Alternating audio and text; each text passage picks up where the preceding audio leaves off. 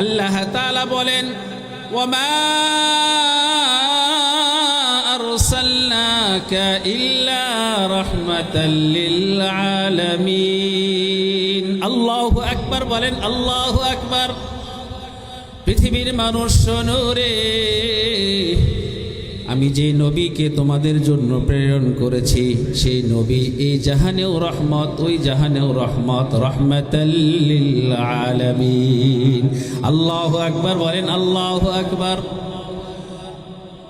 আমরা যেটা বাংলাতে বলি দয়ার সাগর, নবী শুধু মানুষের জন্য রহমত নয়, জগৎবাসী সকলের জন্য আমার আপনার নবী রহমত। কথা বলেন ঠিক কিনা? গাছের জন্য রহমত, মাছের জন্য রহমত, আসমানের জন্য রহমত, জমিনের জন্য রহমত।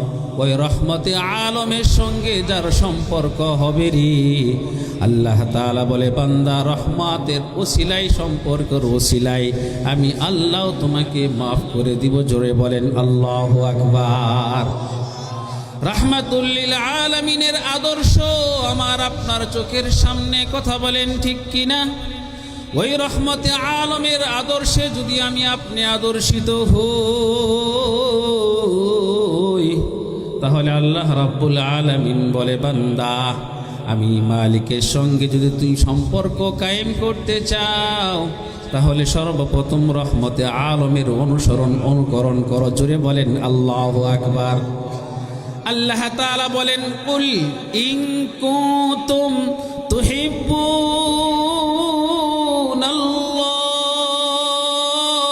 তুহিব্বুনাল্লাহ ফাত্তাবিউনি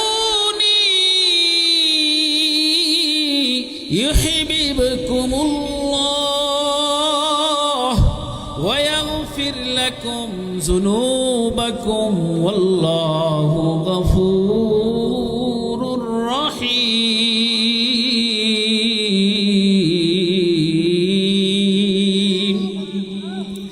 আল্লাহ তাআলা বলে, বান্দা আমি আল্লাহর সঙ্গে তুমি যদি সম্পর্ক কায়েম করতে চাও, তাহলে দুনিয়াতে যে রহমতে আলমকে আমি প্রেরণ করেছি, নবীকে আমি প্রেরণ করেছি, তার সঙ্গে তুমি সম্পর্ক করো, তার মোহাব্বত তোমার দিলের ভিতরে নিয়ে আসো, তার অনুসরণ অনুকরণ তুমি করো।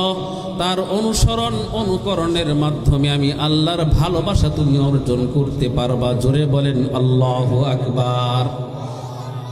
রহমতে আলম সরকারে কায়নাত হায়াতের জিন্দেগিতে যতদিন জীবিত ছিলেন রে, উনি উনার স্ত্রীদের জন্য অতটাও কাঁদে নাই, সন্তানদের জন্য অতটা কাঁদে নাই যতটা কেঁদেছি আমি আপনি উম্মতের জন্য। কথা বলেন ঠিক কিনা? আল্লাহর হাবিব সব সময় একটা দোয়া করতেন, আল্লাহুম্মা ইয়া উম্মতি, হে আল্লাহ আমার উম্মতের কি হবে, আমার উম্মতের কি হবে। জোরে বলেন আল্লাহু আকবার। রহমতে আলম সরকারে কায়নাত 40 বছর পর্যন্ত সবার কাছে বিশ্বস্ত ছিল রে। সবাই আল আমিন আল আমিন বলে ডাকতো। এতটাই বিশ্বস্ত ছিল যে মক্কার মানুষেরা যারা ধনী মানুষ, তারা তাদের অর্থ, সেই সময় কোনো ব্যাংক ছিল না, কোনো সমিতি ছিল না, ওই তাদের অর্থ করি, স্বর্ণ অলংকার গহনা, দামি জিনিস সবগুলা মুহাম্মদ আরবির কাছে আমানত দিয়ে আসতো। জোরে বলেন আল্লাহু আকবার। এতটাই বিশ্বস্ত ছিলেন, এতটাই দয়ার সাগর ছিলেন। 40 বছর যখন হয়ে গেল, নবুয়ত যখন পাইল, মানুষদেরকে দাওয়াত দেওয়া শুরু করে দিল। ইয়া আইয়ুহান নাস কুলু লা ইলাহা ইল্লাল্লাহ তুফলিহুন, হে মানুষ সকল তোমরা লা ইলাহা ইল্লাল্লাহ বলো, তাহলে তোমরা সফল কাম হয়ে যাবা। জোরে বলেন আল্লাহু আকবার, লিল্লাহি তাকবীর। রহমতে আলম নবুয়ত পাওয়ার পরে মক্কার মানুষেরা সবাই তার দুশ্মন হয়ে গেল। কথা বলেন ঠিক কিনা? সবচেয়ে বড় দুশ্মন নিজের বাড়ির সামনে যে বাড়িটা ছিল আপন চাচা আবু জেহিল, আবু লাহাব, উতবা, সাইবা, তারা নিজের গোত্রের মানুষ হইয়া তারা সব সময় নবীর সঙ্গে দুশ্মনী করত। কথা বলেন ঠিক কিনা? রহমতে আলম কোনো সময় তাদের বিরুদ্ধে অ্যাকশন নেন নাই। রহমতে আলম হেরেম শরীফের চত্বরে নামাজ পড়তেছে, মক্কার কাফেররা সবাই মিলে নবী আরবীকে কষ্ট দেওয়ার জন্য উটের পচা ভরে ঘাড়ের উপর উঠাইয়া দিরা তারা হাসি ঠাট্টা তামাশা করতেছে। মা ফাতেমাকে কে ডাক দিয়ে বলে, ফাতেমা, তোমার বাবার মাথার উপরে তারা ওই পচা নারী ভুঁড়ি দিয়া ঠাট্টা বিদ্যু ভাষাহাসি করতেছে। ফাতেমা ছোট্ট মানুষ এসে ওই নারী ভুঁড়িগুলা সরায়। রহমতে আলমের দুই চোখে পানি, তারপরে রহমতে আলম কোনো অ্যাকশন নেন নেই। কথা বলেন ঠিক কিনা?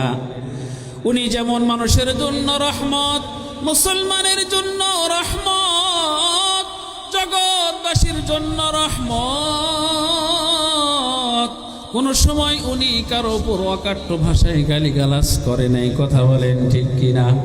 রহমতে আলম সরকারে দু জাহান জনাবে মুহাম্মদুর রাসূলুল্লাহ সাল্লাল্লাহু আলাইহি ওয়াসাল্লাম মক্কাতে যখন অতিষ্ঠ হয়ে তাইফে যখন দাওয়াতের কাজের জন্য গেলেন, দাওয়াতে মেহনতের জন্য গেলেন, কালেমার দাওয়াত দিলেন। মক্কার কাফেররা যেমন অসৎ আচরণ করেছে তার থেকেও বেশি অসৎ আচরণ করেছে তাইফের কাফেররা। কথা বলেন ঠিক কিনা? তৎকালীন সময় তাইফের 3 জন বড় লিডার ছিল। বড় লিডারের কাছে কালেমার দাওয়াত নিয়ে গেছে রে,